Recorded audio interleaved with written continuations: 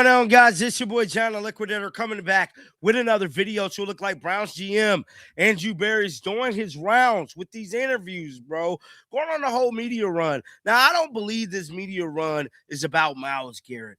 I believe this media run is more so to ensure the fans that they're not finna mess this quarterback thing up. Like, they're confident in this battle. See, a lot of people is not reading this for what it is. See, everybody thinking about Myles Garrett. Myles Garrett been ready to leave Cleveland, bro. He was ready to go last year and the year before that or something like that. He's doing these media tours to let us know that they're doing their best to make this quarterback decision, which possibly will affect the 2027 draft. Because we already know the Browns live and die by the draft. They don't care what year it is. They don't even care. Bro, I can promise you, bro. Let's say, for devil's advocate, they draft the quarterback, make him battle with Shedeur, let him play a few games. It don't work out. Guess what they gonna do in 28? Draft another damn quarterback. This is what they do. This is just what they do. So I'm here to tell you, man, do not be surprised if the Browns mess this whole quarterback thing up, bro. Because they live and die by the draft. Now, with that being said, man, we got to pull up 92 The Fan. Why he chose to go on there, I have no clue, guys. But we got to react to it. It is the news. Let's listen to it. Let's roll it. Yes, on the Weishart Right. We make it right. Call Kyle Right hotline. Andrew Berry, that would be beneath him to be involved with coming in hot. We welcome the Cleveland Browns GM to the show. How are you, Andrew?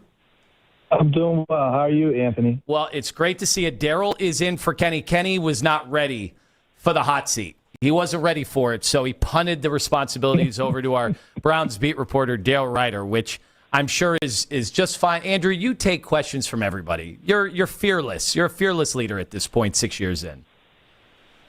Yeah, I've had my share of tough questions, and you kind of get used to it in the gig at this point.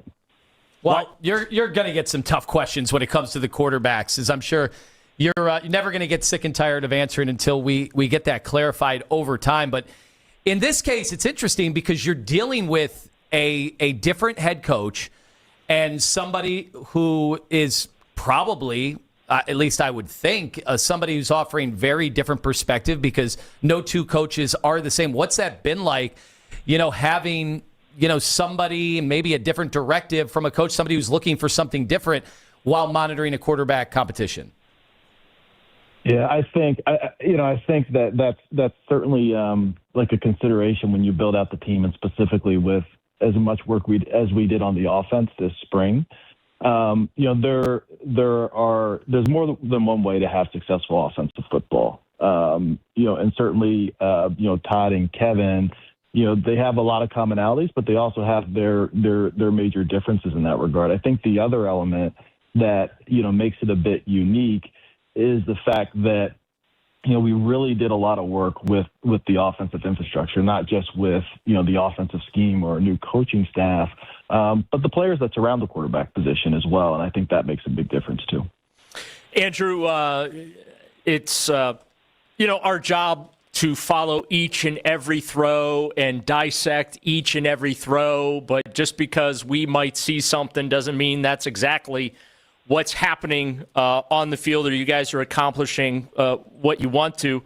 I'm just curious, how should we be evaluating this quarterback competition and these throws? And are you guys willing to just give us your daily grades? Can you make life easier on us so that because the accuracy is very important here. We want to be fair, but can you just, after every practice say, Deshaun's a B today, Shadore's a B plus? Like, can we get that? So I'll tell you what, Daryl, I guess two things in that regard. I think number one, as I was preparing to come on, I was listening to a little bit of the show earlier, and I heard, it's the first time I've really heard Coach Riz. He was really impressive, and I think he gives a very intelligent and informed perspective, being a former coach, of what some of the things that you're trying to accomplish in the spring. I think there's this natural tendency to evaluate every throw, evaluate every practice, almost treat it like you're a day trader on the stock market, where we really more or less look at it as hey, the spring is a install and developmental period. We're not necessarily catering the offense or defense. into what we're going to lean into in the fall. It's really putting things in, trying things, and then over a longer period of time, seeing how guys progress. Like, look, all players, they're going to have some level of failure and correction so they can actually get better. So every day isn't necessarily okay, hey, this player was to use your term, like an A or a B or a C or something along those lines, because you take much more of a developmental mindset when you're in the spring relative to them when you get into the fall. All right, well, one of the quarterbacks, Shadore Sanders, has gone from the fifth rounder to fourth string to now a legitimate chance to compete for a starting job. So what can you say about his trajectory and his rise through the program? I think he's had an excellent spring, Anthony. I mean, the past 8 to 10 weeks, and really probably beyond that, really the past 6 months with, as a rookie player, and particularly at quarterback, you learn a lot your first year, and especially if you don't start a full season, start 6, 7, or I guess you start 7 games, and you kind of go through the year. It's adjustment going to the NFL, and then you get a chance to catch your breath and say, okay, well, here are the things I need to work on, here are the things I need to learn. And I think he did a phenomenal job this offseason. That really started in January and February, and then certainly as we got into having, real practices in May, his growth has been tremendous. So we're all very excited to see, Shadore's, fall camp, preseason, things of that nature when we get into padded situations, live situations, less scripted. But his growth has truly been phenomenal. Yeah, Deshaun Watson is the other guy in the competition here, Andrew. If all goes well with him and he wins this competition and he plays well for the Browns this fall, do you see a world where he is the Browns quarterback into the future, and are you open to giving him a contract extension? Yeah, I think everything's on the table. I think it would be silly to go into a season and say, hey, something absolutely can or cannot happen. And I think particularly at the quarterback position, right? Like we've seen it with guys, whether it's Sam Darnold or Daniel Jones or Geno Smith or, even Baker after he left us in Carolina. And so I think you have to be open-minded and flexible. But I wouldn't rule out anything. We're looking for guys who can perform and who can lead. Now, we have a really unique situation with Deshaun, just given everything we know about him and everything that he has worked through to try to get back on the field. And then the owner had the swing and the miss comments. Does that sometimes make it a little tougher on the coach or maybe you when an owner says something like that publicly? I imagine you're having those conversations behind the scenes as well.